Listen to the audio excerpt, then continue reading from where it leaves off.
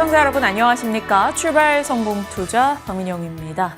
어제 국내 증시 모처럼 상승 종목 수가 굉장히 많았습니다. 반도체와 자동차, 전차 군단의 상승에 힘입어서 양지수 모두 다 올라설 수 있었죠. 자, 오늘 뉴욕장 역시나 3대 지수 일단 상승으로 거래 마쳤습니다. 한때는 하락의 이유가 됐었던 트럼프, 엔비디아, 비트코인이 오늘은 상승의 이유를 안겨줬는데요. 어떤 소식들이 나왔었는지 하나씩 짚어보면서 전략 챙겨가도록 하겠습니다. 자, 뉴욕장의 분위기 살펴보시죠. 선행 지표를 영어로 leading indicator라고 표현을 하죠. 어제 오늘 뉴욕 증시의 흐름을 보면 비트코인이 리딩을 하고 있습니다. 시황맨의 제목이 눈에 띄었습니다. 공감이 갔고요. 얼마 전에 톰 리를 비롯해서 여러 월가의 전문가들이 당분간 비트코인이 나스닥의 선행 지표 역할을 할 거다 이런 예측을 내놨던 바가 있었는데 실제로 좀 그런 패턴이 나타나는 것 같습니다. 어제는 하락했던 뉴욕 증시 간밤에 암호화폐가 강력하게 반등을 하자 3대 지수도 상승으로 거래를 마쳤고요. 특히 기술주 중심의 매수세가 유입되면서 나스닥이 0.6% 가까운 플러스권을 나칭했습니다. 암호화폐 반등의 폭이 매우 강합니다. 저가 매수세가 유입되고 있다라는 진단만이 들려오고 있는 상황 속에서 비트코인이 6% 급등, 장중에는 92,000달러 선을 뚫어낸 수준에서 한동안 거래가 되기도 했고요. 이더리움 가격 역시 10%의 급등, 3,000달러 선을 회복한 채 움직이고 있습니다. 지금 이제 시장은 다음 촉매제를 기다리고 있습니다. 과연 연말 랠리까지 쭉 달려갈 수 있을 것인가? 가장 중요한 이벤트는 다음 주에 있을 FOMC 회의에서 연준이 금리를 내리는가 여부가 될 텐데 현재 89%의 높은 확률로 베팅이 이뤄지고 있습니다. 그리고 그 인하 여부를 좌우할 만한 중요한 이벤트로는 지금 며칠 동안 예정되어 있는 굵직한 경제 지표들이 있을 텐데 당장 내일이죠. 3일에는 11월 ADP 민간 고용과 서비스업 PMI가 발표되고요. 지금 특히나 노동 데이터에 민감하게 움직이는 만큼 4일인 목요일에 나오게 될 주간 실업 청구 건수 그리고 5일인 금요일에 발표될 과거의 데이터이기는 합니다만 연준이 통화 정책을 결정함에 있어서 가장 중시하는 데이터라는 면에서 PCE 물가지수 역시도 주목을 해보셔야겠습니다. 일부 전문가들은 이렇게 3일 동안 발표될 경제 지표들에 따라서 금리 인하 기대감이 변동된다면 시장도 변동성을 보이게 될 소지가 있다라는 발언들을 내놓고 있습니다. 그런 가운데서 지금 연준 의장에 대한 다음 후보가 누가 될 것인가 시장의 가장 큰 관심사 가운데 하나입니다. 간밤 트럼프 대통령 백악관 행사 자리에서 관련해서 아주 중요한 발언을 내놨습니다. 파이낸셜 타임즈의 헤드라인인데요. 내년 초에 차기 연준 의장을 발표할 것이다 라고 얘기를 했습니다. 사실 그동안 시장에서는 크리스마스 이전에 발표될 가능성이 거론되기도 했었는데 그보다는 아마 발표가 조금 더 늦게 이루어질 것으로 예상되고요. 지금 오늘 나왔던 그 연설의 내용을 보시면 거의 케빈 헤셋으로 확정을 짓는 듯한 뉘앙스라고 얘기를 해도 과언이 아닐 것 같습니다. 기사의 본문을 보면 트럼프 대통령이 케빈 헤셋을 소개하면서 했던 발언입니다. 지금 이 자리에 잠재적 연준 의장도 있는 것 같다. 잠재적 이렇게 표현을 해도 되는가라고 얘기를 했고요. 그가 매우 존경받는 인물이라는 것은 확실하다. 고맙습니다. 케빈이라는 발언이 나왔습니다. 사실 그동안 트럼프 대통령은 정말 오랫동안 스콧 베센트 재무장관에게 차기 연준 의장을 맡아달라라고 여러 차례 부탁을 했었잖아요. 그런데 베센트 장관은 이를 원하지 않는다라면서 거절을 했던 바가 있습니다. 그러다 보니까 이제 헤셋으로 조금 후보를 좁힌 것으로 보여집니다. 그동안 10명의 후보들이 거론이 됐었는데 마음속 한 명을 딱 정했다라고 이야기를 했던 트럼프 대통령이고요. 그렇다면 헤셋이 만약에 차기 연준 의장이 된다면 시장으로의 영향이 어찌 될 것인가? 투자자 입장에서는 그게 중요하잖아요. 그동안 트럼프 대통령과 헤셋이 지녔던 관계의 히스토리가 아주 깊습니다. 이를 들여다보면 트럼프 1기 행정부 당시에 대통령의 경제자문위원회 의장직을 지냈습니다. 그러니까 핵심 경제 참모의 역할을 했다라고 볼 수가 있는 거고요. 이번에 법인세 감세를 설계했던 핵심적인 인물이기도 하죠. 그리고 금리 인하를 적극적으로 추진하려고 하는 트럼프 대통령의 기조와도 결이 맞습니다. 이 캐비넷 역시도 성장과 고용을 촉진하려고 하는 인사이다 보니까 통화 정책의 면에서는 완화적인 스탠스를 선호하고요. 그러다 보니까 시장에서는 이를 비둘기파적으로 해석하게 될 소지가 매우 높습니다. 그렇다면 만약에 인선이 이뤄진다면 즉각적으로 시장에서는 금리 인하 기대감이 높아지면서 채권이 강세를 보이고 성장주와 고위험 자산에 대한 선호도가 높아지게 될 가능성이 있고요. 그렇게 된다면 섹터별로는 AI, 테크, 그리고 고성장 섹터에 긍정적인 모멘텀을 불어넣게 될 가능성이 있겠습니다. 그렇지만 장기적으로 봤을 때에는 연준의 독립성 훼손에 대한 우려가 당연히 뒤따를 수밖에 없겠습니다. 따라서 단기적으로는 시장의 완화적인 호재, 중장기적으로는 이 독립성 훼손에 대한 정치적 리스크가 부상된다. 이런 양면적인 측면을 모두 바라보셔야 한다는 점을 체킹해 드립니다. 지금 미국 안에서 가장 대표적인 베팅 사이트 가운데 하나입니다. 켈시에서는 케빈 햇셋에 대한 베팅이 어느 정도로 나타나고 있을까?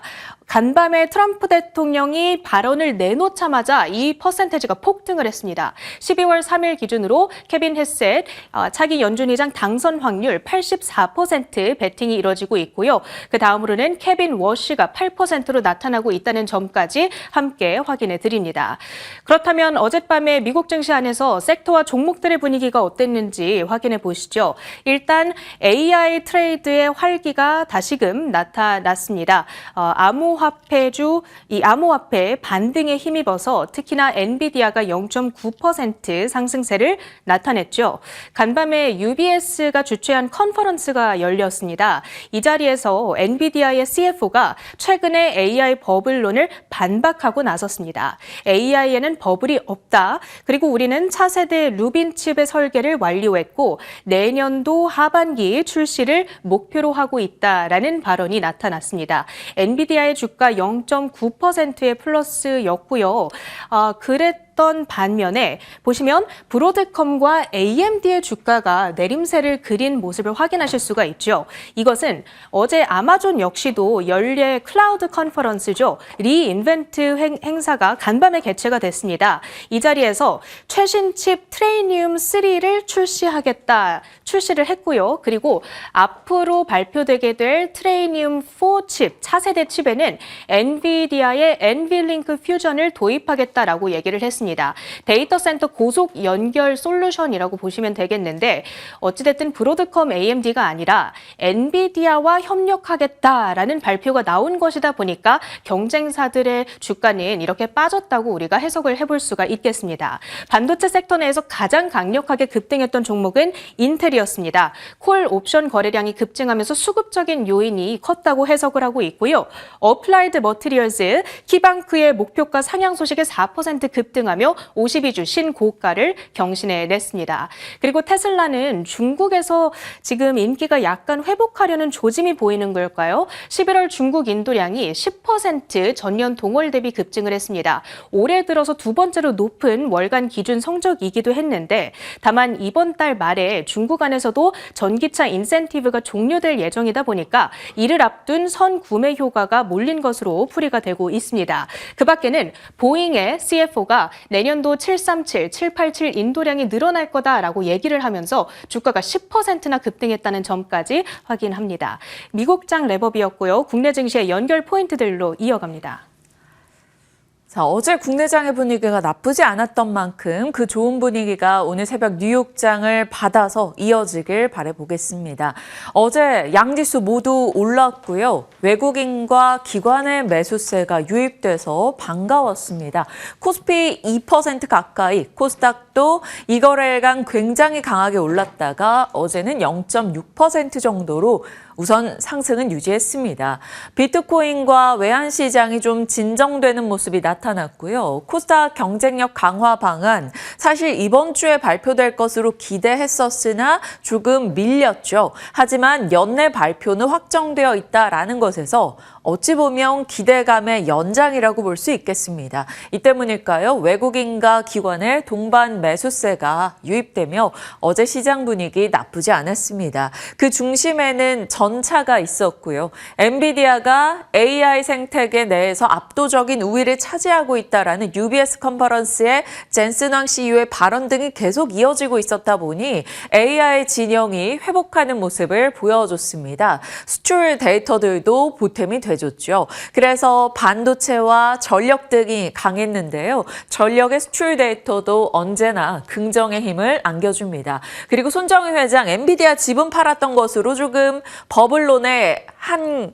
줄을 차지했었는데 사실 이때 당시에도 말씀을 드렸습니다만 오픈 AI와 관련한 일을 하기 위한 엔비디아 지분에 대한 매도였었기 때문에 사실 AI 버블론에 들어갈 대목은 아니었었습니다. 이에 대한 손정희 회장의 입장은 엔비디아 지분 정말 한 주도 팔고 싶지 않았었다라고 이야기했죠. 그래서 다시 한번 반도체 진영의 힘이 조금 실어졌고요. 어제 시장 상승에 한몫을 보탰습니다. 배당소득 분리과세 상임위 통과 이슈 속에 금융 지주 등도 강했고요. 아쉬웠던 건 바이오 쪽이었죠. 펩트론과 케어젠의 급락으로 인해서 투자 심리가 좀 위축됐습니다. 다만 제약바이오 전방위적인 하락은 아니었고요. 펩트론과 케어젠, 알테오젠, 코오롱티슈진 이런 종목들은 흔들렸으나 그 외 종목에서는 상한가를 가거나 급등하는 종목들은 여전히 많았습니다.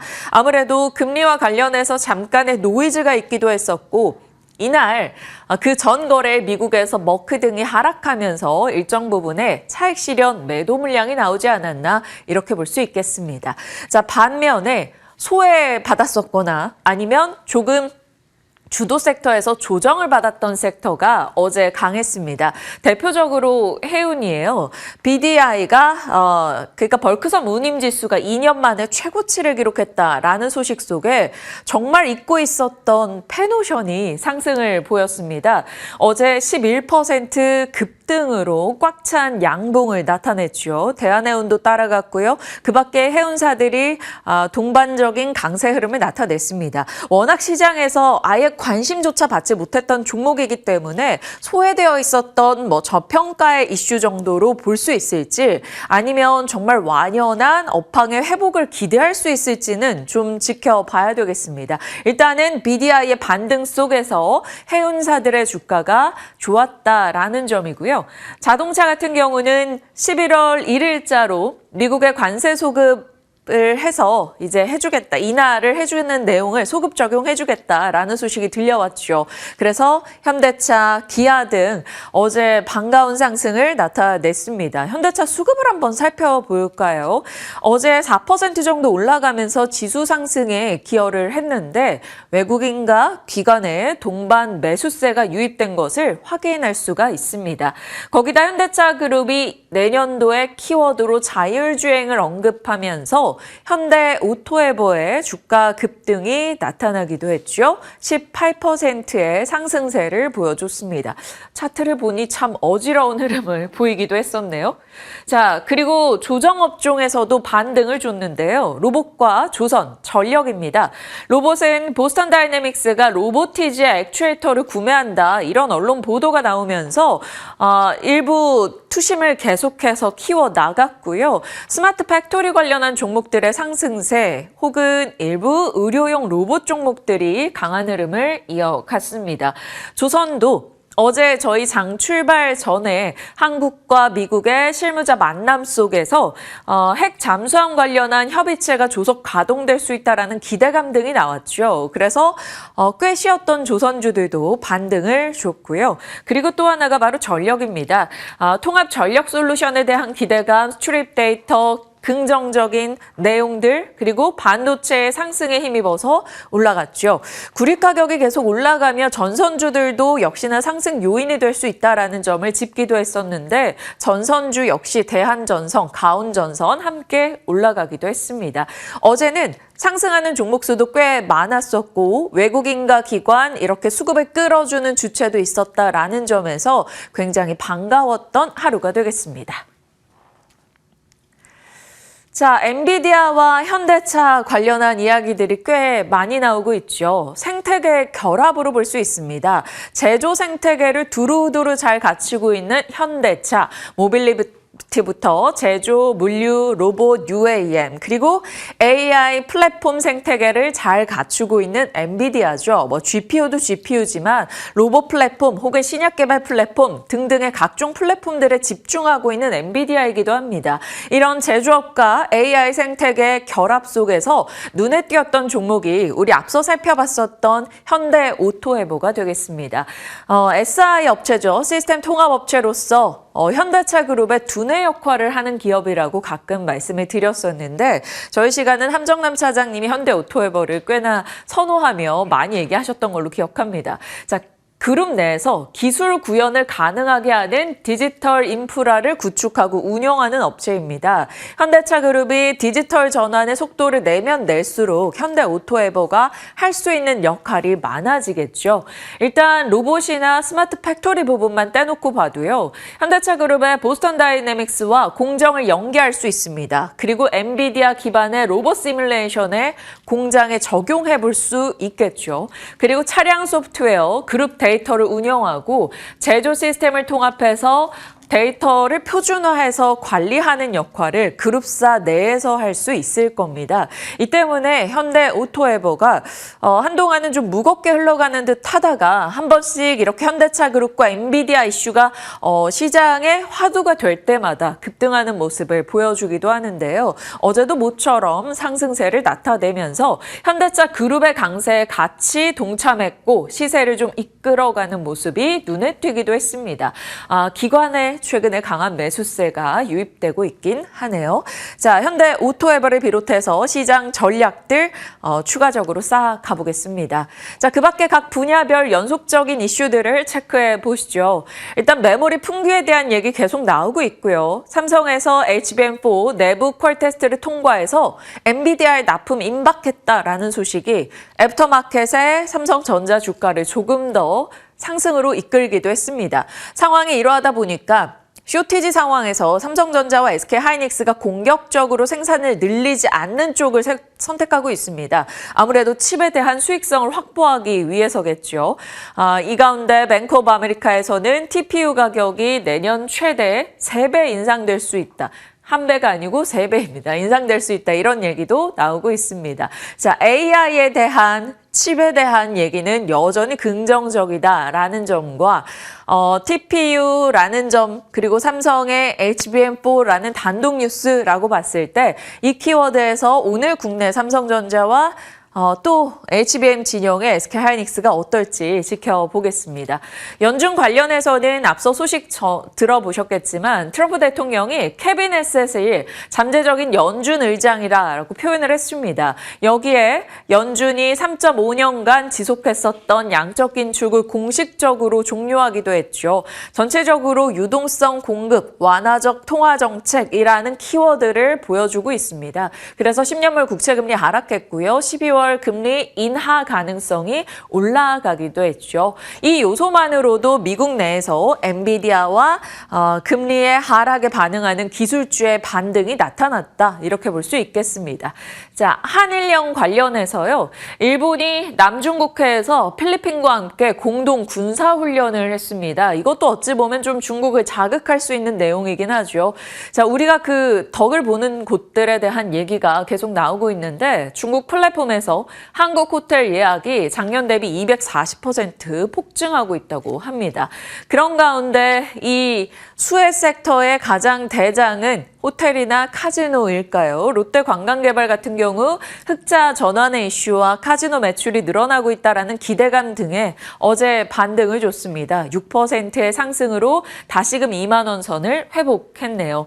삼성가 뉴스도 계속 나오고 있어요. 16일부터 18일까지 글로벌 전략협의회를 개최하는데요. 그러면 이 안에서 삼성의 경쟁력을 키우는 다음 타깃이 무엇이 될 것인가? 반도체, 로봇, 전장, 배터리, 바이오 등등에 대한 후보 이야기 아니면 M&A 기대감 등도 찾아볼 수 있겠죠.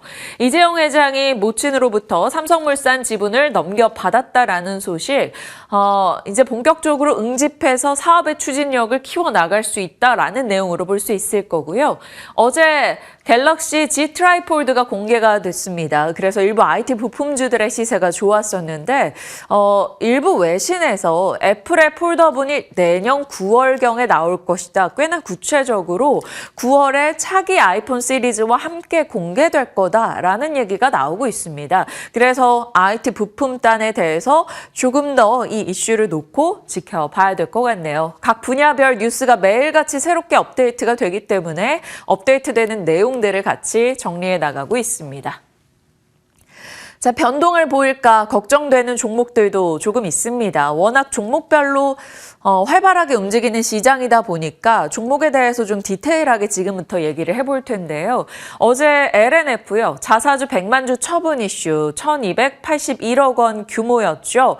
이 소식이 나오자마자는 애프터마켓에서 순간적으로 투매가 나타났습니다. 시세를 보시면 느껴지시겠죠. 초반에 뚝 떨어져서 시작하는 모습이 나오긴 했는데 그래도 이내 낙폭을 좀 줄였습니다. 양극재 출하량이 올해 3분기 역대 분기 최대였었고 출하량이 증가하는 가운데 원재료 매입 자금이 필요했다라는 이유였고요.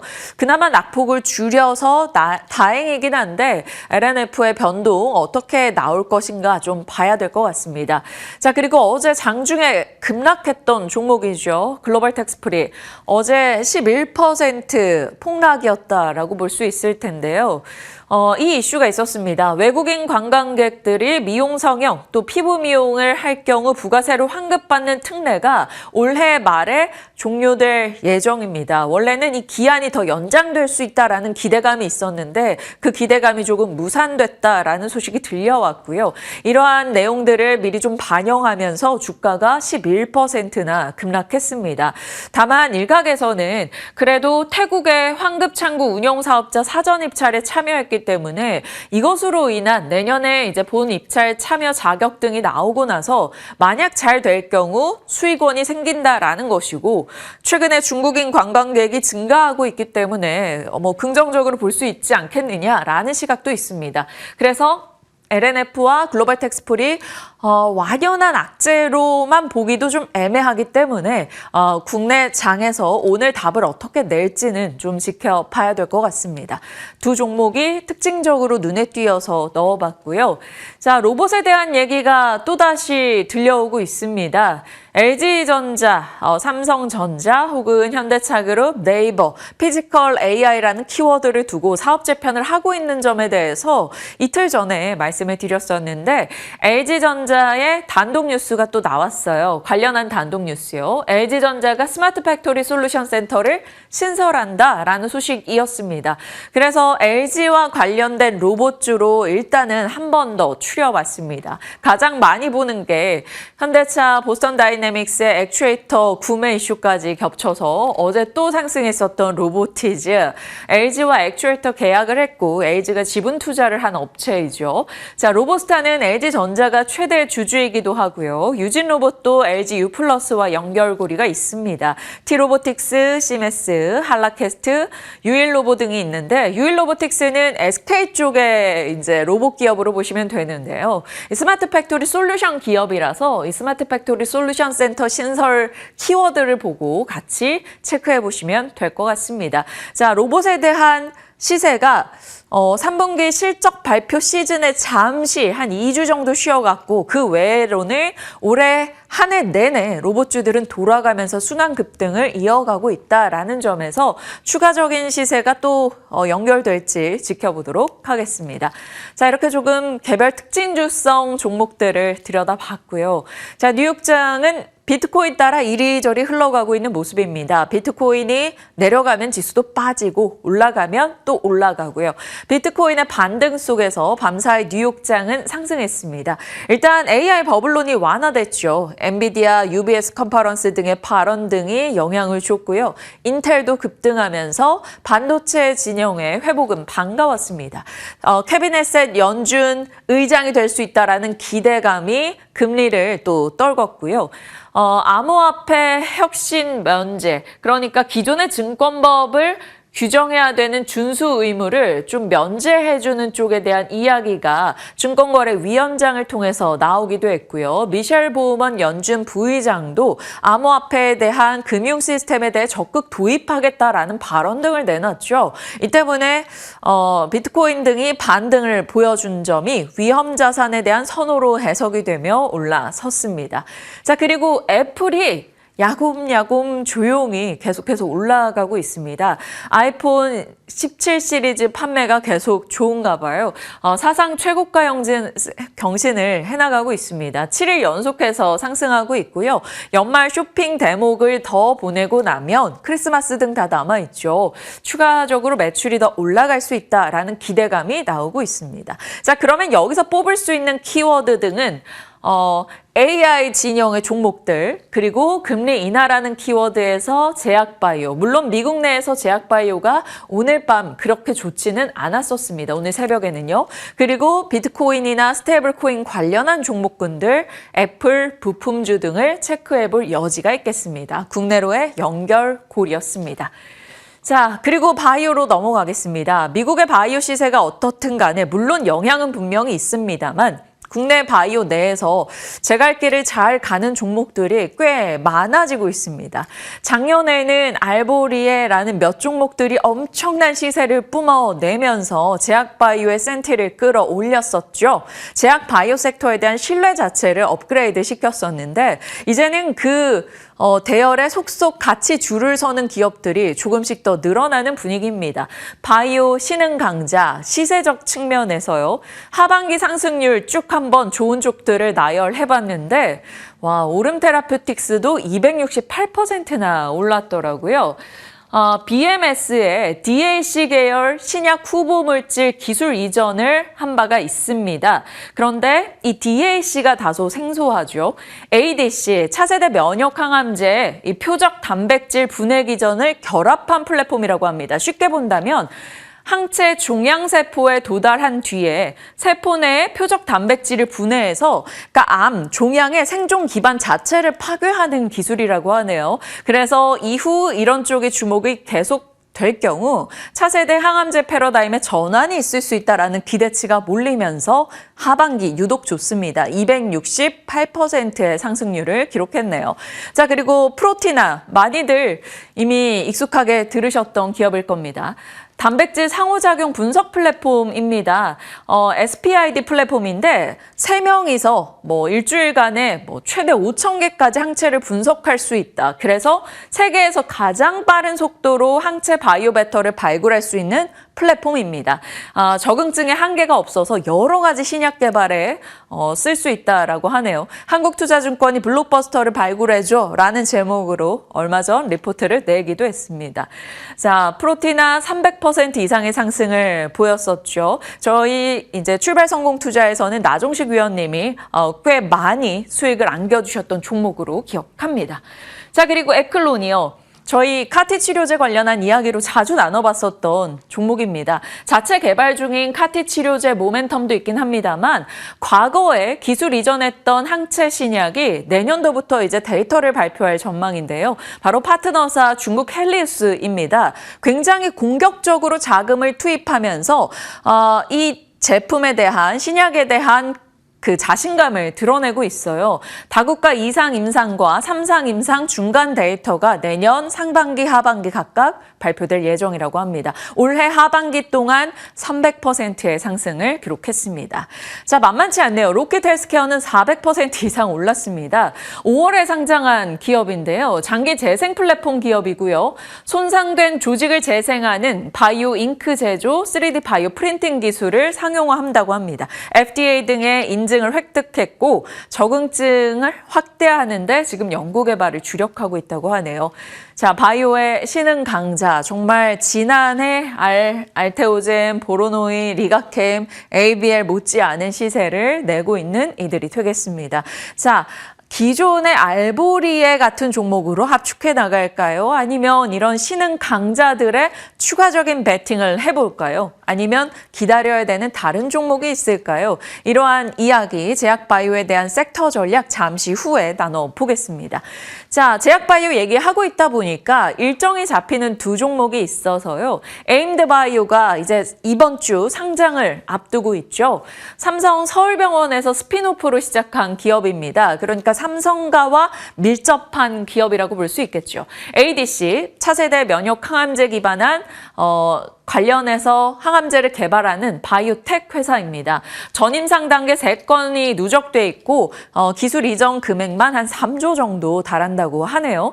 ADC 시장이 연평균 한 30%씩 성장할 것으로 보이는 가운데 ADC 관련한 기업의 상장은 모처럼 신규 상장주들이 힘을 내고 있는 상황에서 관심을 꽤 받을 여지는 있습니다. 다만 상장 이후에 유통 물량이 전체 주식수의 24.1%나 돼서 조금 부담스럽다라는 점은 체크해 주시길 바랍니다. 자, 그리고 뇌전증 관련해서 학회가 이번 주 후반에 자리하고 있어서 세노바메이트, SK바이오팜 한 번 더 체크하겠습니다. 주력 제품이죠. 뇌전증 신약 세노바메이트, 엑스코프리입니다. 임상 4상 시험이 진행 중인데 지금 이것으로 인해서 미국 내 영향력을 확대하고자 합니다.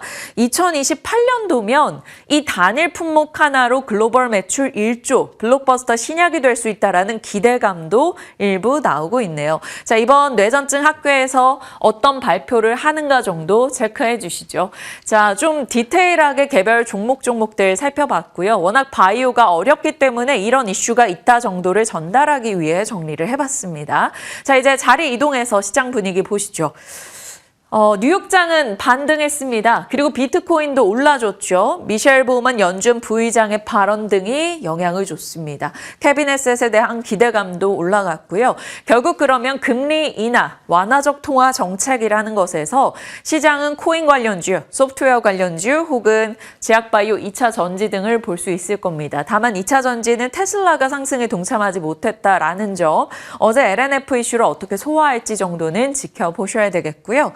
AI 진영이 밤사이 나쁘지 않았죠. 엔비디아의 확신과 엔비디아가 HBM 원가 부담이 있기는 한데 수율이 올라가서 마진율이 견고할 것이다 라고 얘기해 준 점이 국내에는 굉장히 큰 모멘텀이죠. AI 방향도 굳건하고 HBM 가격도 높다라는 건 삼성전자 하이닉스에는 긍정적이겠죠. 삼성전자 하이닉스는 계속적인 수익성 방어를 위해서 생산을 공격적으로 늘릴 생각도 없어 보입니다.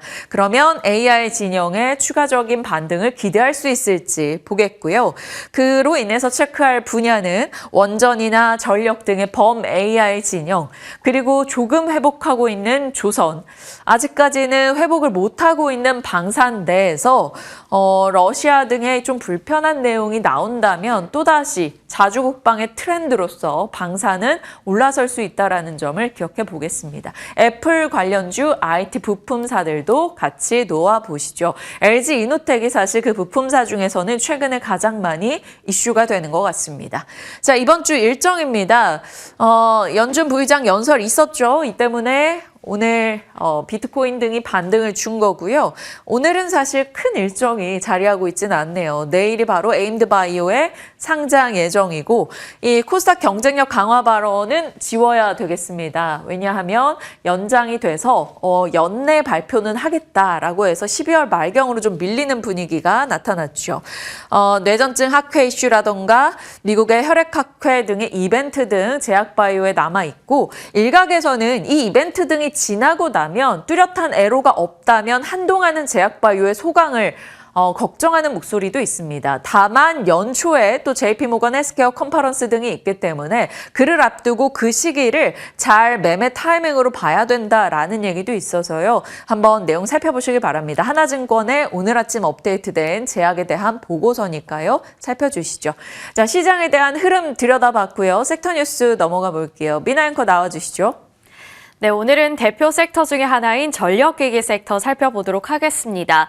전일 이 전력기기, 변압기 대표 3사와 전선 그리고 인프라 관련 종목들이 모두 다 급등하면서 거래를 마쳤는데요.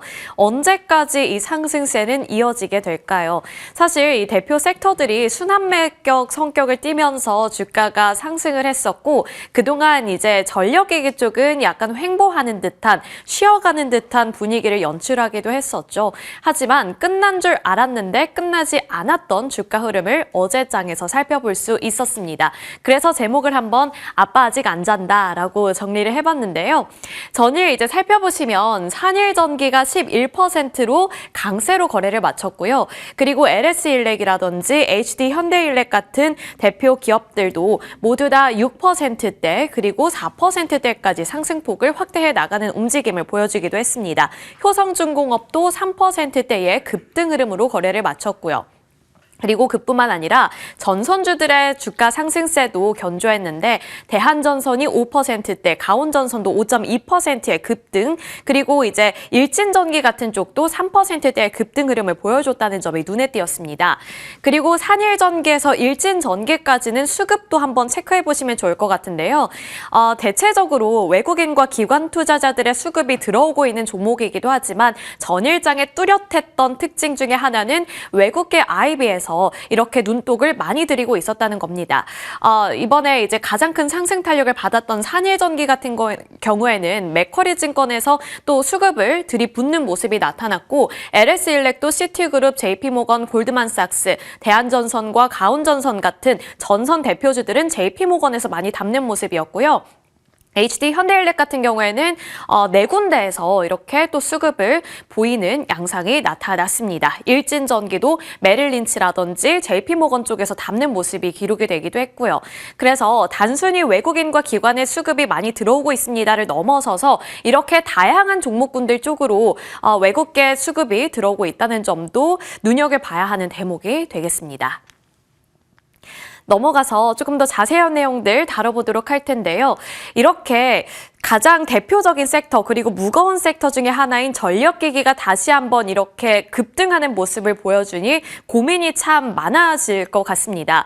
테마 그리고 가볍게 움직이는 섹터들 순환매가 돈다고 해도 결국 안정적인 쪽은 이렇게 수출과 숫자가 뒷받침이 되는 쪽인가? 그렇다면 결국에는 돌고 돌아서 이렇게 단단하고 펀더멘탈이 좋은 쪽을 내가 공략하는 것이 맞는가라는 생각이 들죠.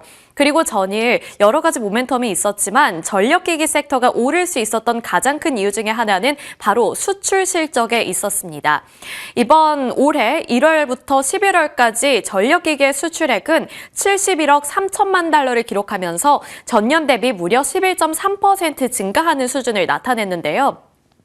이 숫자가 왜 대단하냐면 작년 연간치였던 71억 달러가 사실상 최고치였습니다. 하지만 이번에도 이 최고치를 경신해내면서 전년에 기록했었던 71억 달러를 돌파했다라는 점에서 의미가 깊었던 거고 그리고 2021년부터 주가도 주가지만 실적 자체도 꾸준히 4년 연속으로 증가하고 있다는 점도 눈에 띄는 대목이었습니다.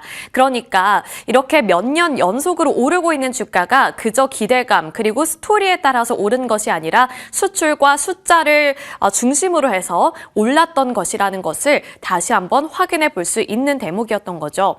올해 같은 경우에는 이제 챗GPT라든지 제미나이처럼 AI 서비스가 많이 확산이 되면서 데이터 센터에 대한 수요 증가도 덩달아 이어졌고요. 이것이 결국에는 이 수출 증가로 이어진 가운데 최대 실적 경신이라는 결론으로 도출이 됐다라는 점에서도 다시 한번 투자 포인트를 잡아볼 수 있을 것 같습니다. 품목별 그리고 국가별로 조금 더 자세하게 뜯어볼까요? 국가별로 살펴보신다면 미국 시장의 비중이 상당히 높았습니다. 37.2%를 기록했다는 점 꼭 눈여겨보시길 바라겠고요. 품목별로 살펴보시면 전선 쪽과 변압기 쪽의 비중이 상당히 높았습니다. 전선도 전선이지만 가장 주목을 많이 받고 있는 변압기 쪽을 또 따로 떼어내서 살펴봤더니 엔비디아, 구글, 메타 같은 빅테크 기업들의 데이터 센터 증설 수요가 늘어난 것이 이런 결론으로 도출이 됐다라는 코멘트 나오고 있는 상황이고요. 여기에 이어서 미국의 전력망 노후화 이슈까지 겹치면서 변압기 쪽은 전년 대비 17.5% 또 한 번 성장해 주는 모습을 기록했습니다. 이번 수치에서 우리가 눈여겨봐야 하는 것은 결국에 미국 시장인데요. 미국 시장 이런 이야기가 많이 들려왔던 한 해였는데 결국에 미국 시장을 공략하는 기업들의 실적이 좋았고 그리고 전체적으로 봤을 때 수출이라는 관점으로 봤을 때도 미국 시장에서 숫자가 가장 많이 찍혔기 때문에 앞으로도 미국 시장을 공략하는 기업들을 공략해보는 것이 하나의 또 메리트가 될 수 있겠다라는 생각이 드는 상황이죠. 미국의 데이터 센터 전력 사용량 살펴보시면 2014년에는 58테라와트시였습니다. 하지만 10년 사이에 이 전력 사용량이 거의 3배 가까이 증가했고요. 2028년에는 최대 580테라와트시까지 전망이 되고 있는 상황이기 때문에 앞으로도 미국 시장을 잘 공략하고 그 안에서 결과를 만들어내는 기업들을 위주로 담아보는 것이 조금 더 안정적이고 탄탄해 보인다라는 결론이 만들어지고 있습니다. 그리고 그 대표적인 기업들로는 변압기 3사, 효성중공업, HD현대일렉, LS일렉트릭 같은 종목들이 있겠고요. 일진전기도 미국 시장을 공략하고 있다는 점 눈여겨봐야겠습니다. 이렇게 수출 실적을 먼저 살펴봤고요. 올해는 이렇게 결과가 좋았는데 과연 내년에도 좋을까? 일단 그 미래도 어느 정도는 보장이 되어 있어야 앞으로에 대한 기대감도 가져볼 수 있을 테니까요. 그래서 내년에 이 전력 수요라든지 전망치에 대해서 살펴봤습니다. 이번에 IEA에서 세계 에너지 전망과 관련되어 있는 보고서를 발행을 했는데요. 그 내용들 중에서 핵심적인 내용은 3가지 정도로 추려지고 있고 전력기기 와 관련해서는 1번 항목과 3번 항목을 살펴주시면 되겠습니다. 2035년까지의 이 전력 수요량은 전 세계로 살펴봤을 때 37,800테라와트시로 현재와 비교해서 40%나 증가할 것이라는 전망이 나오고 있습니다. 그러니까 결국에 수요는 앞으로도 탄탄할 것이다 라는 점이 다시 한번 부각이 되고 있는 거고요.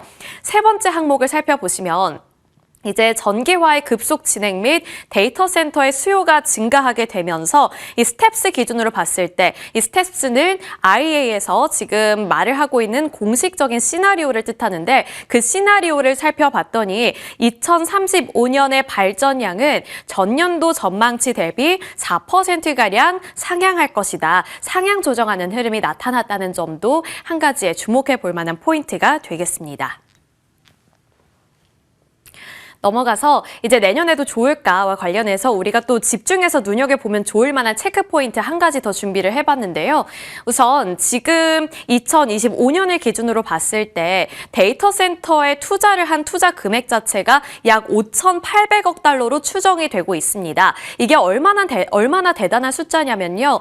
석유 공급 부문 투자액, 그러니까 우리가 없어서는 안 되는 석유 부문에 투자한 금액이 5,400억 원인데 이를 상회했다는 점에서 지금 전력의 수요라든지 필요성이 더욱더 강조가 되고 있는 흐름, 이 부분을 체감해 볼 수 있었는데 아무래도 이렇게 수요가 많이 증가하고 있고 필요성이 강조되고 있다 보니 그러니까 공급력이 수요를 따라가지 못하고 있다는 점이 하나의 문제점으로 부각이 되고 있습니다. 그리고 여기서 결국에 우리는 다시 한번 투자 포인트를 잡아볼 수 있는 건데요.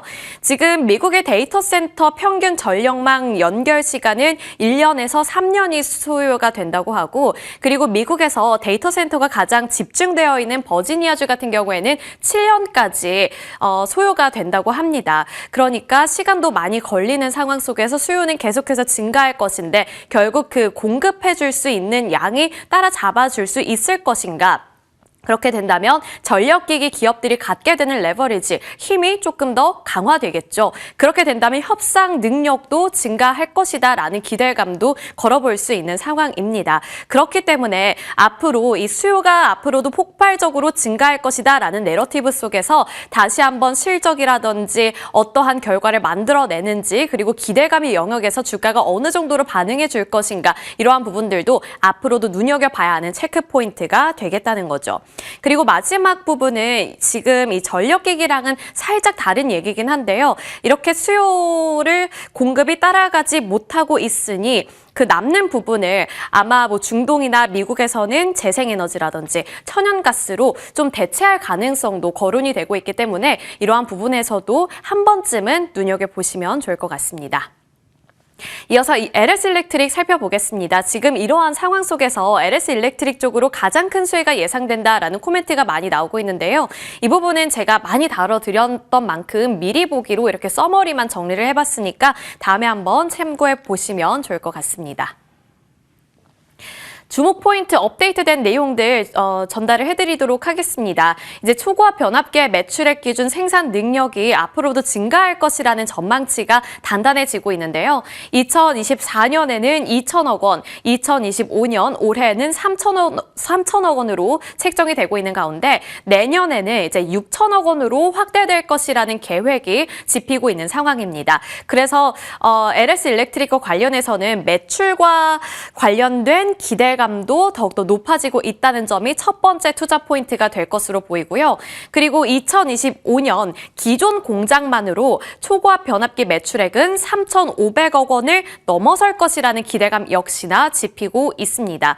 그리고 이제 고가 북미항 수주 확대에 대한 기대감에 이어서 우리나라 이 동해안 해저 케이블 관련한 생산 확대 기대감도 짚히고 있는 만큼 내년에도 실적은 탄탄할 것이라는 전망이 나오고 있는 상황이고요. 그리고 2026년 내년 변압기 매출액은 9,400억 원으로 추정이 되고 있습니다. 세부적인 항목들을 뜯어보면 중저압 변압기, 초고압 변압기 쪽에서 상당히 많은 매출액이 나올 것으로 보이고, 그리고 여기에 더불어서 앞서서 말씀드렸던 해저 케이블 쪽에서도 1,362억 원 가까이 되는 매출액이 발생할 것으로 전망되고 있고요. 이 9,400억 원이라는 수치는 전년 대비 무려 45% 성장한 수준입니다. LS 파워솔루션에 대해서도 기대감이 높아지고 있더라고요. 대신증권에서 보고서를 발행했는데 시너지 효과가 상당히 좋을 것으로 전망이 되고 있습니다.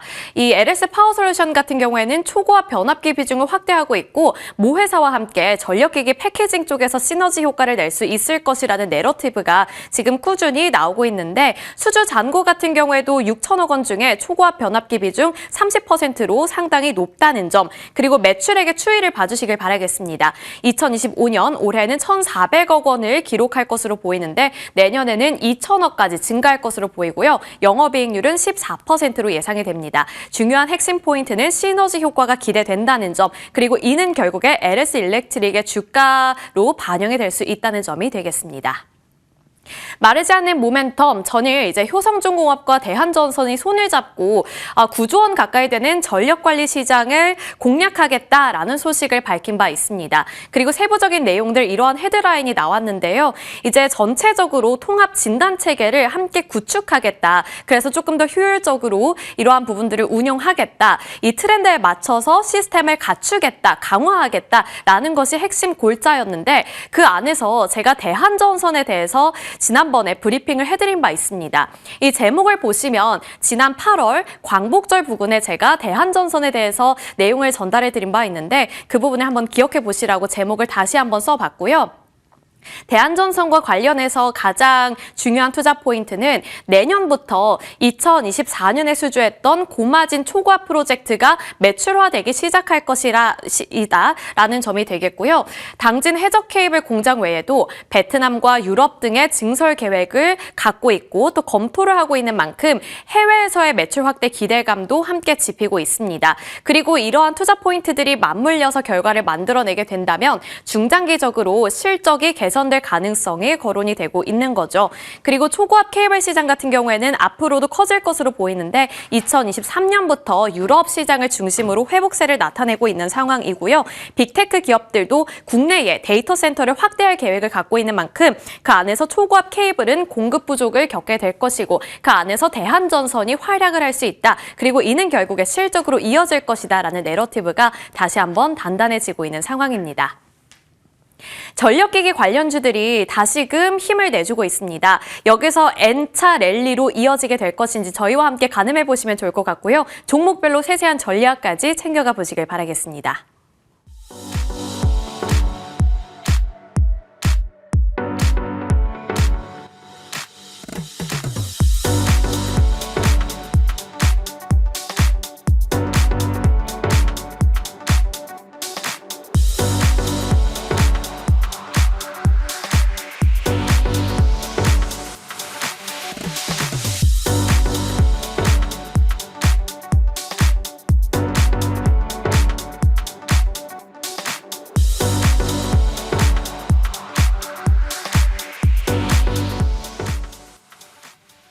네, 전체적으로 어제부터 오늘 새벽 뉴욕장까지 일단 오늘 장을 기대하게 만드는 요소들이 많습니다. 이 흐름을 받아가게 된다면 정말 드디어 연말 산타랠리를 우리가 좀 목도하게 되는 것일까요? 이에 대한 전략들 같이 고민해 보겠습니다. 우선 시장 진단을 위해서 전화 연결 먼저 하겠습니다. LS증권의 황산해 연구원 연결돼 있습니다. 안녕하십니까?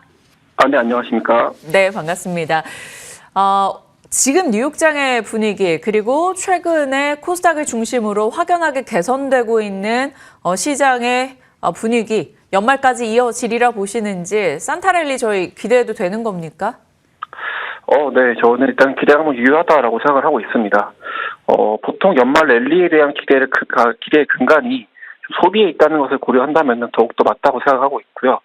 현재 시장 자체가 좀 K자형 경제나 소비 둔화에 대한 그런 좀 소비에 대한 우려가 강하게 경제 심리가 작용하고 있는데 이러한 부분들을 생각한다면은 실제 회복이 아니라 이러한 시그널만으로도 충분히 효과가 있다라고 생각을 하고 있습니다. 그렇게 본다면 현재 시장에 좀 상당히 많은 시그널들이 존재하고 있다고 판단을 하고 있는데 특히나 어제와 이제 트럼프 강요 회의에서 이제 트럼프 대통령도 감세나 경기 부양을 중심으로 26년도의 경제를 좀 회복시키겠다라고 얘기를 하는 부분들이 있었고요. 베센트 장관 역시도 2026년에 경제 기대 요인으로서 OBBBA 법안을 중심으로 한 감세 효과 등을 언급한 부분들이 소비에 대한 부분들에 대한 기대감을 부각시킬 수 있지 않을까라고 생각을 하고 있습니다. 또한 이제 이번 블랙 프라이데이 소비 역시도 좀 무시 못할 것이라고 생각을 하고 있고 마지막으로 최근에 그 베스트바이와 같은 전자장비 리테일러들에서 나온 부분들인데 팬데믹 이후에 PC 및 가전에 대한 사이클이 다시 돌고 있다라는 부분들 역시도 전반적인 소비에 대한 그런 센티를 강조할 수 있는 그런 이슈들이지 않을까 생각을 하고 있습니다. 네, 각 요소를 고려해 봤을 때 연말 추가적인 랠리를 기대할 수 있다라고 힘을 실어주셨습니다. 그렇다면 남아있는 이벤트 중에서 지금 가장 중요한 것은 아무래도 12월 FOMC 내용이 될 것 같은데요. 밤사이 트럼프 대통령은 원래도 그랬지만 더욱더 노골적으로 연준 의장에 대해서 지금 제롬 파월에 대해서는 비판하고 캐비넷셋에 대해서는 차기 연준 의장이라고 공식적으로 언급하기도 했습니다. 이러한 것이 12월 FOMC 금리 인하를 좀 더 기대하게 만드는 요소라고 보십니까? 저는 이런 좀 정치적 압박 같은 경우에는 내년에 대한 인하의 기대감을 일으키고 있다고 보고 있고요. 12월 자체로는 일단 기대감은 존재하는 상황이라고 판단을 하고 있습니다. 블랙아웃 전까지의 연준 인사들의 발언들을 보더라도 최근에 노동시장에 대한 경계의 목소리로 좀 의견이 모아지고 있다는 부분들을 확인할 수 있겠고요. 특히나 좀 파월 의장이나 아니면 제퍼슨 부의장과 같이 좀 중립적인 스탠스를 유지하고 있는 그 인사들과 비교적 유사한 스탠스를 가진 데일리 총재까지도 12월 인하를 지지하는 목소리를 내면서 큰 이변이 없는 한에서는 12월 인하 가능성이 높지 않을까라고 판단을 하고 있습니다. 네, 긍정의 요소들이 완화적인 통화정책 기조라던가 이런 것들이 많이 쌓이고 있어서 시장이 힘을 받아갈 수 있는 건 좋은데 걱정거리도 일단 짚고 가야 될 것 같아요. 일본에서 이제 BOJ 총재가 금리를 올리는 것을 적극적으로 검토하겠다라고 얘기하면 일시적으로 엔캐리 청산에 대한 우려감이 좀 등장했거든요. 이 부분에 대해서는 저희가 그렇게 확장해서 약간 걱정할 필요는 없을까요? 아무래도 이제 시장이 경계하는 부분들은 24년도 7월과 같은 급격한 자금 이동을 좀 경계하는 것 같습니다. 하지만 그 당시와 현재를 좀 비교해 보자면은 좀 가능성은 제한적이다 판단을 하고 있는데, 그 당시에 같은 경우에는 이제 뭐 노동 지표에 대한 서프라이즈나 쇼크 등에 대한 부분들이 급격한 자금 이동을 일으켰던 반면에 현재 시장 같은 경우에는 장기적인 방향성은 이미 갖춰져 있는 상황입니다.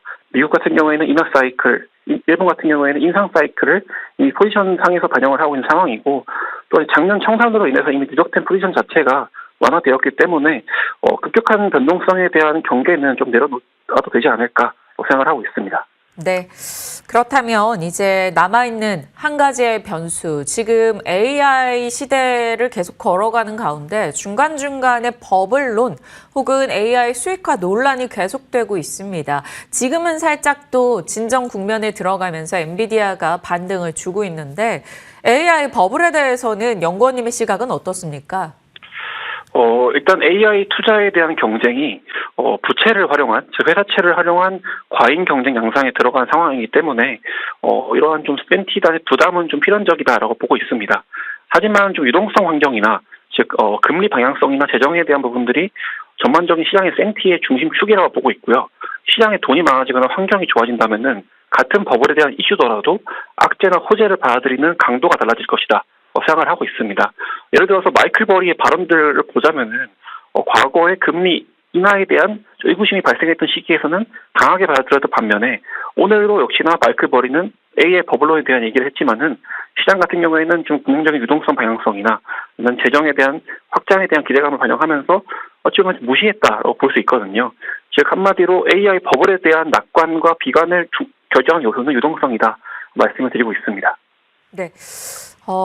문득 궁금한데 그럼 연구원님께서는 하반기나 혹은 연초 한 석 달 정도 시장의 중심에 어떤 섹터가 들어갈 거라 생각하시는지 혹시 말씀해 주실 수 있을까요? 아무래도 AI 밸류체인 단에서의 확산 양상이 좀 이어지지 않을까 생각을 하고 있습니다. 현재 좀 AI 가속기 단에서의 경쟁이 발생하고 있는데 이런 부분들이 좀 엔비디아를 필두로 했던 압도적인 독점적인 시장을 좀 깨어내고 있습니다.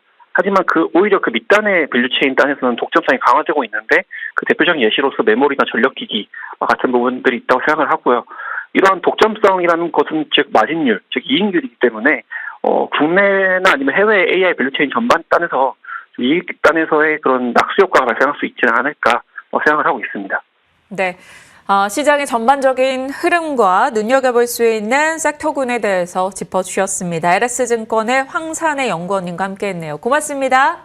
네, 감사합니다. 네, 이제 시장에 대해서 좀 디테일하게 종목 전략으로 이어가 보겠습니다. MTNW 김진만 위원님 함께합니다. 어서 오세요. 네, 안녕하세요. 안녕하십니까. 시장 얘기 사실 어제 좀 많이 해주셨는데 최근 한 이틀간은 코스닥이 훨씬 강했고 어제는 또 코스피가 한 2% 올랐고 전차 군단이 강했기 때문입니다. 이렇게 퐁당퐁당 하면서 어찌됐건 지수가 이렇게 올라가주는 분위기가 참 좋기는 한데 좀 곳곳에서 노이즈가 발생하는 섹터들도 나와서 걱정되긴 합니다. 전체적인 시장 코멘트 짧게 듣겠습니다. 네, 일단 뭐 미국 쪽 얘기를 간단하게 이제 말씀을 드리면 아까부터 이제 계속 이제 케빈 하셋 이제 차기 연준 의장에 대해서 이야기들이 많이 나오고 있는데 앞조사 혹은 뒷조사를 좀 열심히 해봤는데 케빈 하셋 같은 경우에는 일단은 이제 파월과 완전히 다른 뉘앙스의 인물이기 때문에 여러분들이 시장에서 조금 긍정적으로 해석을 하셔도 좋을 것 같습니다. 파월 같은 경우에는 인플레이션을 막기 위한 이제 방어자로서의 역할에 좀 충실을 했다라고 하면은 이제 케빈 하셋 같은 경우에는 AI의 공격자로서의 역할을 좀 톡톡히 할 수 있다라고 말씀을 드리려고 하고요.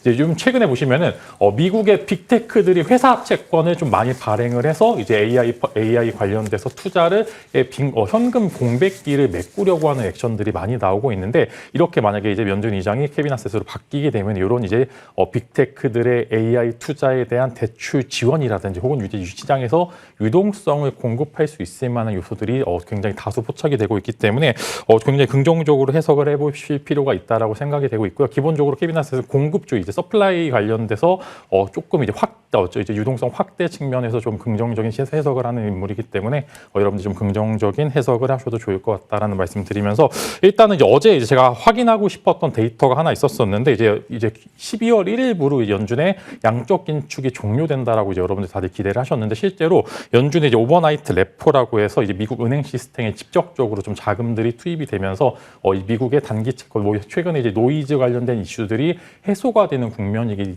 때문에 이제 미국도 그렇고 한국도 그렇고 전체적으로 긍정의 시그널이 많이 포착이 되고 있다 이렇게 말씀을 드리려고 하고요. 한국 시장이 갖고 있는 문제점은 단 하나 지금 이제 환율 문제만 이야기가 나오고 있는데 환율은 일단은 미국 쪽에서도 이제 금리나 시그널이 계속적으로 나오게 되면 그래도 강달러가 약해짐에 따라서 어느 정도 수혜를 받을 수 있기 때문에 1,500원이 넘지 않으면은 그래도 이 구간에서 아마 마무리가 될 것 같다. 다만 저점은 예전보다는 높아질 것 같다. 좀 이렇게 말씀을 드리면서 시장의 여러 가지 시그널 어제 말씀드려 주신 것처럼 일부 찬물을 끼얹는 종목들이 좀 있었습니다. 이제 펩트론도 그렇고 이제 케어젠도 그렇고 사실 예전에 바이오가 굉장히 약했다라고 하면은 어제 하한가도 충분히 갈 만한 요소였는데 그래도 다행히 개별적인 이슈로 마무리가 되는 측면이 있기 때문에 바이오 갖고 계신 분들 당연한 이야기지만 많이 올랐기 때문에 일부 중간중간에 고비는 있을 거다라고 생각이 됩니다. 그래서 내가 갖고 있는 종목군들에 대해서 분명히 이제 미래 내가 보고 있는 가치에 대해서 여전히 동일하다라고 하면 충분히 지켜보셔도 될 것 같다라고 말씀을 드리려고 하고요. 어제 시장은 또 코스피와 코스닥이 각각 장단점이 나왔다라고 생각합니다. 코스피 보시면은 돈 잘 버니까 많이 올랐다라고 생각을 하고 있고요. 코스닥 같은 경우에는 오른 건 이제 유동성적인 측면에서 이익을 본 건 맞다라고 하지만 그럼에도 코스닥 시가총액 상위권 종목군들에 대해서는 여전히 돈을 못 버는 기업들이 굉장히 많기 때문에 당연히 그 측면에서 코스피와 코스닥이 이렇게 주거니 받거니만 해도 당일 재미있는 섹터들이 굉장히 많이 나오니까 한번 잘 보시면 좋을 것 같다 말씀을 드리려고 하고 이제 오늘의 키포인트는 어제 미국 신보틱이 많이 빠졌습니다. 이제 로봇 관련주인데 오늘 로봇주들이 어제의 흐름을 과연 이어갈 수 있을지 여부를 잘 체크를 해보시면 좋을 것 같습니다. 최근에 코스닥의 강세 속에 한 축을 담당했던 게 2차 전지 바이오 로봇이었는데 말씀 주신 대로 로봇의 변동이 조금 있다면 약간의 지수 측면에서도 탄력이 좀 둔화될지 좀 봐야 될 것 같습니다. 제가 주식 완전 초보라고 생각하고 질문을 좀 드려볼게요. 코스피에서 그럼 제일 좋게 보는 섹터는 뭘까요? 여전히 지금 이제 삼성전자 하이닉스가 가장 위치상으로는 괜찮아 보이는데 만약에 이제 이것을 제외하고 이제 삼성전자 하이닉스 시가총이 너무 크니까 이 주 종목을 제외하고 보시게 되면 일단은 은행주들이 단기적으로는 조금 더 시세 분출이 이제 좋을 거다라고 생각이 되고 있고 여기서 조금 성장주 쪽에 모멘텀을 갖게 되면 지금 조선주들이 일단 조방 원전 중에서 가장 바닥을 빠르게 잡고서 올리는 모습들 보여주고 있으니까 저는 일단은 삼성전자 하이닉스 제외하고는 만약에 이제 내가 조금 직장인지다 하시면은 은행주에 한 번 정도의 조금 포트폴리오 비중을 올릴 필요가 있다라고 생각이 되고 성장 모멘텀을 같이 보시게 되면은 지금 조선주들이 적정하게 가격 조정과 기간 조정이 끝나가고 있는 상황에서 피크아웃 논란은 완전히 이제 뒤로 한 채 여전히 지금 수주가 많이 받고 있기 때문에 굉장히 모멘텀을 지켜보실 필요가 있다 이렇게 말씀을 드리겠습니다. 그러면 거기서 또 디테일하게 들어가 보죠. 은행 금융 쪽에서 탑픽 그리고 조선 쪽에서 탑픽 이렇게 건네주세요. 저는 일단 이제 순수하게 주식시장의 호황 쪽으로 보시게 되면 순수하게 증권주 쪽을 보시는 게 좋을 것 같다라고 말씀을 드리려고 하고 이제 미래에셋 증권이죠. 여전히 예전에 이제 조금 실적 관련돼서 조금 기스가 난 게 있는데 그 부분들을 해소하는 측면에서 대형주 단에는 미래에셋 증권을 먼저 보시는 게 좋을 것 같고요. 중소형들 중에 또 은근히 또 대신증권 쓰시는 분들이 많더라고요. 그래서 이제 예전에 강자였던 대신증권이 한 번 정도 스몰캡 요건에 약간 이제 중장기적으로 보셨을 때 한 번 정도 관심을 가져보시면 좋을 것 같아서 두 종목이죠. 미래에셋 증권과 그 다음에 대신증권 두 종목을 증권주를 내가 봐야겠다 하시면 이쪽에 한번 시선을 보실 필요가 있다. 좀 이렇게 정리를 하겠습니다. 조선은요? 조선 쪽 보시게 되면 일단은 LNG 쪽으로 좀 보셔야 될 것 같습니다. 당연한 이야기지만 분함도 좋고 다 좋은데 일단은 LNG 쪽에 계속적으로 좀 긍정적인 시그널들이 나오고 있기 때문에 일단 LNG 쪽에 삼성중공업을 메인 필두로 해서 이제 세진중공업까지 스몰캡 한번 지켜보시면 좋을 것 같고요. 좋을 겁니다. 조선 쪽 지금 다만 이제 HD 현대 쪽에서 지금 계속 이제 상장 관련된 이슈고 이제 보시면 이제 HD 현대 로보틱스도 상장 준비를 한다라고 얘기를 하더라고. 역시 이제 이제 관련해서 뭐 HD, 현대 무슨 종목이 굉장히 많은 건 사실입니다만 그래서 살짝 이제 저는 삼성중공업 쪽으로 눈을 돌려서 그냥 LNG 쪽으로만 먼저 우선적으로 보시는 게 좋을 것 같고 지금 너무나 이제 많은 정보를 갖고 계신 것보다는 이제 주력주에 한 어느 정도 비중이 실려 있는 게 좋을 것 같다. 좀 이렇게 정리를 하면서 우선 쪽은 삼성중공업 그다음에 세진중공업까지 한번 말씀을 드리도록 하겠습니다.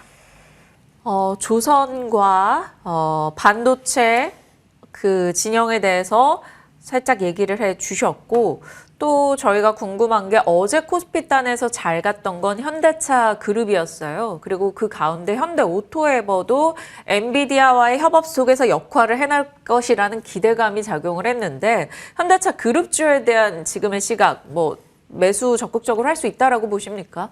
네, 사실 현대차 같은 경우에는 지금 포지션이 애매하다라고 생각합니다. 이제 완성차 업체로 봐야 될지 아니면은 전기차 업체로 봐야 될지 로봇 관련주로 봐야 될지 포지션이 굉장히 애매합니다. 지금 보시면은 한국에서 이제 2026년도에 가장 속상한 주주들이 이제 현대차 주주들과 그다음에 네이버 주주들 둘인데 가격도 심지어 둘이 비슷해가지고 이제 서로 이제 키 맞추기 한다고 이제 이야기들을 많이 하시는 분들도 많은데 일단 현대차의 정체성에 대해서 굉장히 좀 고민해 볼 필요가 있기 때문에 저는 살짝 부담 가는 포지션이다. 네이버도 보면 좋을 거 알아. 돈 잘 버는 거 아는데 시장에서 너에 대한 평가를 되게 애매하게 포지션 자체를 애매하게 잡다 보니까 이도저도 안 되는 포지션이 나오고 있고 오히려 이제 현대오토에버의 존재가 현대차가 애매한 포지션을 갖기 위한 조금 이제 비슷한 중복 상장에 대한 여러 가지 이슈들이 좀 있는 것 같다라고 생각이 되면서 일단 저는 현대차 쪽을 완성차 업체로 볼 수는 없겠습니다만 밸류 값은 지금이 적정하다라고 생각이 됩니다. 그래서 굳이 이제 지금 현재 구간에서 현대차를 매수할 필요는 없다라고 생각이 되고 있고요.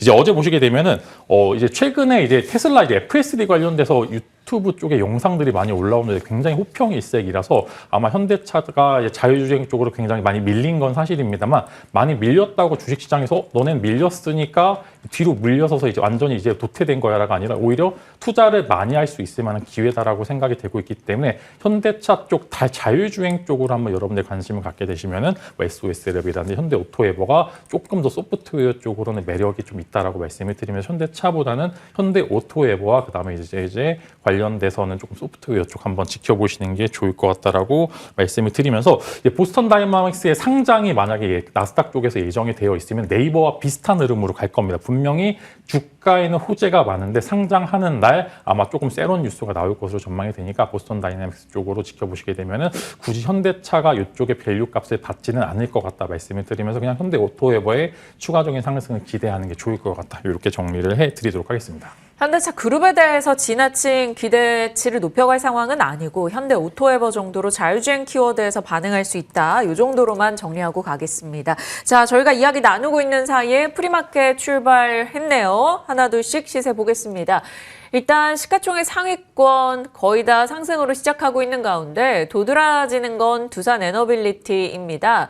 4% 가까운 상승세 확인이 되고 있네요. 미국 상무장관이 대미 투자 7,500달러, 그러니까 한국과 일본에 7,500억 달러를 원정 건설에 쓴다. 그러면 우리가 봐야 되는 건 두산에너빌리티, 현대건설, 한국전력 이런 종목들이 되겠죠. 일단 이에 반응하면서 두산에너빌리티 상승세 확인이 되고 있고요.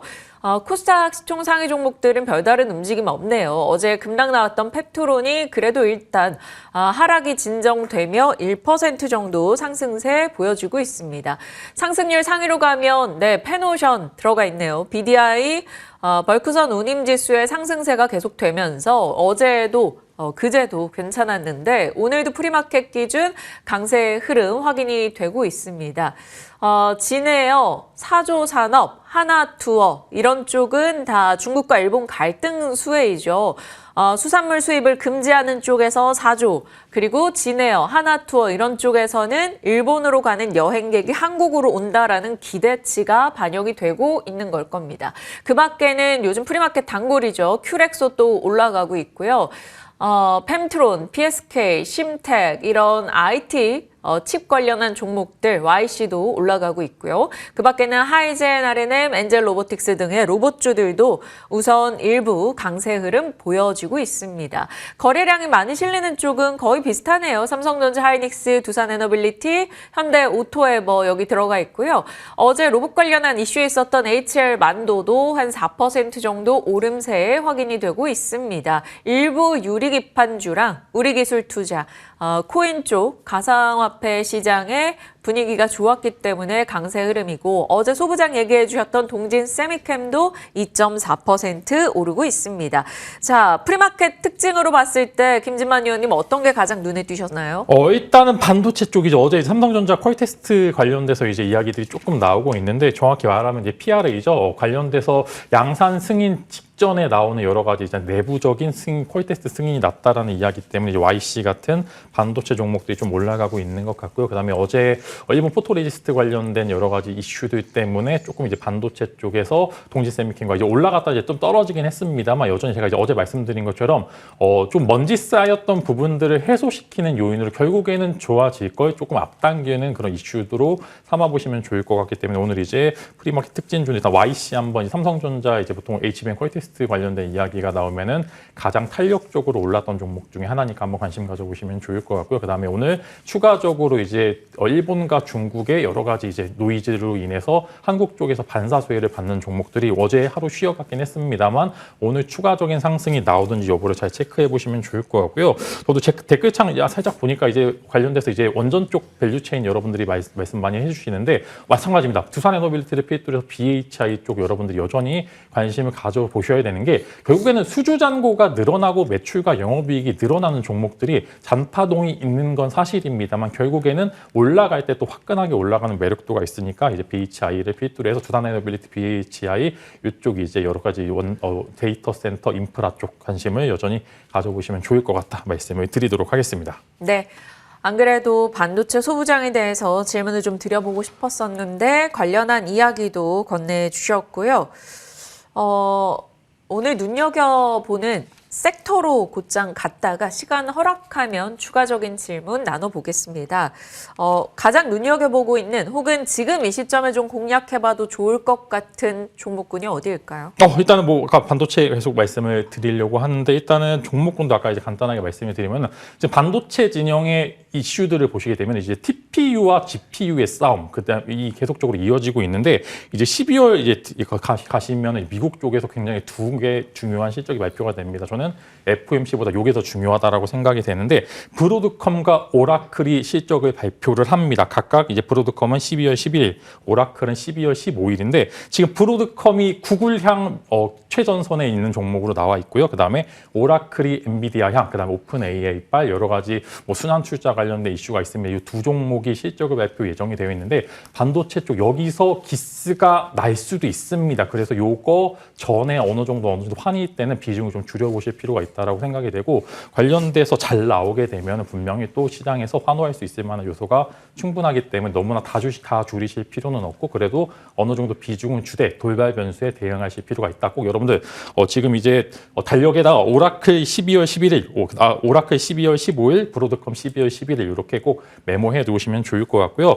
관련돼서 이제 소부장 쪽은 여전히 긍정적이고 이제 코스닥 쪽 수혜 이제 여러 가지 이제 정책적인 수혜를 받을 수 있다라고 생각이 되는데 보시게 되면은 이제 구글 TPU향 보시게 되면 여전히 이수페타시스와 리노공업이 대장주의 역할을 하고 있고 그다음에 엔비디아 쪽 GPU 쪽 보시게 되면은 뭐 하이닉스도 있겠습니다만 이제 두산의 동박 CCL 관련주들 여전히 여러분들이 관심권역이 있으면 좋을 것 같고요. 그다음에 소부장 쪽으로 보시게 되면 여전히 하나마이크론과 머티리얼즈죠. 이제 매번 이제 머티리얼즈로 얘기를 해서 이제 머티리얼즈로 오늘 확실하게 이제 이야기를 드리면은 하나 머티리얼즈가 지금 이제 어느 정도 상방을 열기 위한 여러 가지 기술적인 요인들 그 다음에 긍정적인 수급들이 동반이 되고 있는 것 같습니다. 그래서 만약에 여기서 그래서 뭐 사야 될 거야라고 이제 물어보시면 지금 당장 매수 버튼을 누르기에는 하나 머티리얼즈가 가장 매력적인 위치에 있다. 좀 이렇게 말씀을 드리면서 반도체 쪽 분명히 소부장 이제 정책적인 수혜를 조금 더 받을 수 있다라고 생각이 되고 예전 예전에 이제 코스닥 활성화 정책이 2017년도에 나왔는데 그때 보시게 되면은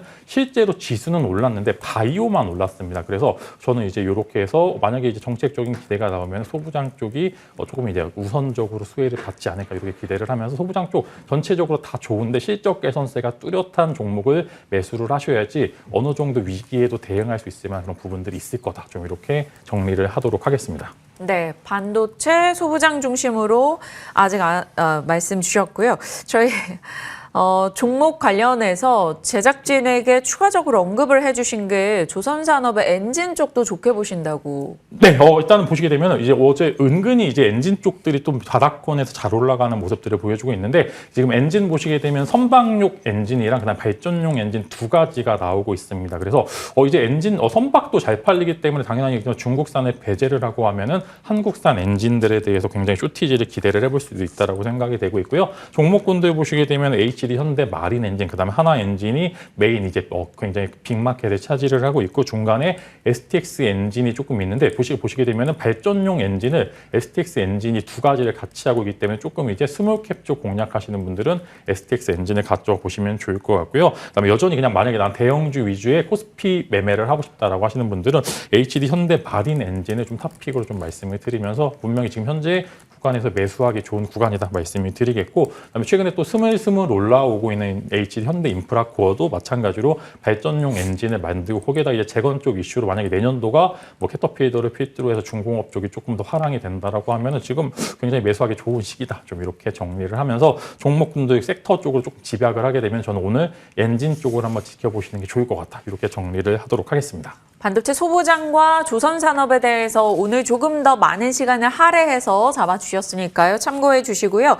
김진만 위원님 오늘 무료 공개방송 일정 있다고요? 네, 오늘 이제 밤이죠. 당장은 아니고 이제 밤 10시에 진행을 하고 있고요. 네, 관련돼서 여러분들이 산타의 종목, 이제 제가 이제 지난주에 산타 종목 하나 이제 원익홀딩스 말씀드렸는데 굉장히 단기간 시세가 많이 났고 이제 두 번째 종목을 여러분들께 알려드릴 예정입니다. 그래서 사실 장중에는 조금 이제 장 보기 바빠가지고서 여러 가지 이야기하기가 굉장히 어려운데 장 마감 이후에 밤 10시에 여러분들과 함께할 이제 공개 방송을 준비를 했고요. 지금 하단에 QR 코드 나가고 있습니다. 지금 이제 노란색으로 나가고 있는데 오른쪽에 QR 코드 있는데 카메라 이제 드시고요. 그다음에 핸드폰 켜시고 카메라 켜신 다음에 QR 코드 찍으시면 저랑 안내 좀 소통하실 수 있는 창구로 안내가 되실 겁니다. 그래서 10시에 여러분들이 산타의 두 번째 선물 받아보실 분들은 지금 이제 하단에 나가고 있는 QR 코드로 저랑 이제 소통하시는 창구로 이동하시면 좋을 것 같습니다. 워낙 시장에 대해서 긍정적인 전략들을 짜주시고 종목에 대한 상승률도 좋다 보니까 밤 출연을 늘리신다고 들었어요. 12월부터 9시부터. 네, 진행된다고. 무슨 요일입니까? 월요일, 수요일 날 이제 밤 9시에 나오고요. 이제 목요일은 6시에 나오는데, 이제 12월에는 정말로 이제 긍정적인 시그널을 갖고서 많이 벌어야 됩니다. 이제 10월에도 이제 보시면은 부장이지만 조금 소외받으신 분들도 있고, 11월은 거의 이제 여태까지 번 거를 다 뺏기셨던 분들도 많은데, 지금 12월에는 이제 12월의 단기간의 전략도 유효하지만, 내년도에 정말로 크게 수익 낼 주도주를 여러분들이 매집을 할 수 있을 만한 구간이다라고 생각이 됩니다. 그래서 어느 정도 리스키한 부분들을 뒤로 한 채 여러분들이 조금 적극적으로 시장을 대응하실 필요가 있다라고 생각이 되고 있고요. 가격이 뷰를 만드는 비협이 아니라 여러분들 지금은 준비를 하고 내가 생각한 뷰에 맞춰서 주가가 올라갔었을 때 기계적인 혹은 전술적인 전략이 굉장히 중요하다라고 생각하고요. 제가 말씀드린 여러 가지 데이터, 이제 연준의 이제 유동성 공급, 그다음에 마찬가지로 내년에 중간 선거 이전에 나올 여러 가지 긍정적인 시그널, 그다음에 이제 거기서 더해서 연준 의장이 바뀌게 되면은 굉장히 공격적으로 이제 지금 한국의 연기금이 하는 것처럼 연준이 비슷한 역할을 하게 된다라고 하면 내년도가 조금 더 좋을 거다라고 생각하니까 여러분들 늦지 않게 오셔가지고서 저랑 소통하셔서 돈 많이 버셨으면 좋을 것 같습니다. 네, 김진만 위원님 관련해서 관심 있으신 분들은 소통하시면서 전략 챙겨보시길 바라겠고요. 밤 출연 늘리셨어도 저희 시간에 꼭 일찍 와주시리라고 믿습니다. MTNW 김진만 위원과 함께했습니다. 고맙습니다.